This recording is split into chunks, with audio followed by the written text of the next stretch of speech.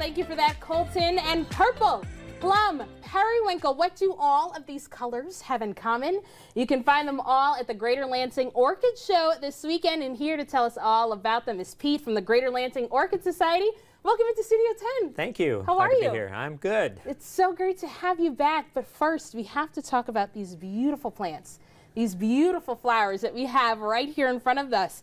And you know, we've seen them in bouquets, we've seen them in vases. There's so many different ways that you can decorate an orchid. But first, we want to make sure that they can survive. So tell us, what kind of culture do they thrive in? So these are not typical orchids you'll find in a store, Right. which are the Phalaenopsis orchids, the moth orchids. Okay. I grow different types of orchids. Yeah. There are 25,000 different species of orchids and then hundreds of thousands of hybrids. And so you need to find something that grows for you. You know, if you have a cactus, you put it in a sunny window. You don't water it very often. It's in a sandy soil. If you have violets, they're in a moist soil, and you don't put them in a sunny window. Orchids are the same way. You have to find out what culture works best for that orchid. So you ask someone who knows something about orchids, you know, and does it like to be watered once a week, once a day? Right. Does it need high light, low light? Does it need air movement? Does it need humidity? All those things go into the culture. Is it planted in a big pot where it doesn't dry out very fast, or is it in a small pot where it dries out, you know, every other day?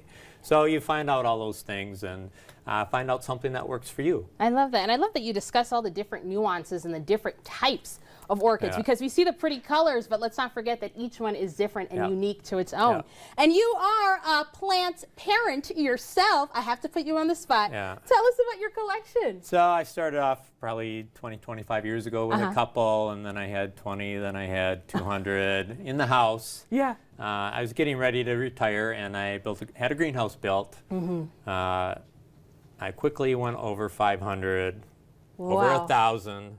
Now I'm trying to cut back a little bit more. But I can see why, because they're so beautiful and they bring such a liveliness to your home and whatever space that you're in. They are. And some are very tall and beautiful. Others are very, very small and little things you can have anywhere. So and they're all in different shapes and sizes. And you, with the Greater Lansing Orchid Society, tell us a little bit about this organization, because I know you guys take the time to kind of craft the beautiful spaces that they're in and talk about this. So our society has 100 people in it, more or less, and we've pretty much been at 100 people for 4 or 5 years, no, actually more, like 20 years. We meet once a month. We have speakers come in. With Zoom now, we can have speakers from all over the place. We've had speakers from China, from Germany, from Ecuador. Oh my goodness. We also have in-person speakers, and they bring plants to sell. So we talk about culture of particular types of orchids, or types of orchids that grow in Ecuador. So it's real fascinating. Orchids, they're so variable, and they're so interesting. You know, some get pollinated by moths during the night, like this one. Others and get... it's a universal society that there's so many different types and so many different people that share this love. And this weekend, we're getting a chance to actually talk more about it. Tell us about the show. So we have a big show this weekend, our annual show. It's at MSU at the Plant and Soil Sciences building. Saturday, it's open from 11 to 5, Sunday 11 to 4. There will be vendors there selling orchids, but we also have displays set up with up to 500 or 600 orchids in the display area. So you'll see, you know, this is a small sampling of orchids.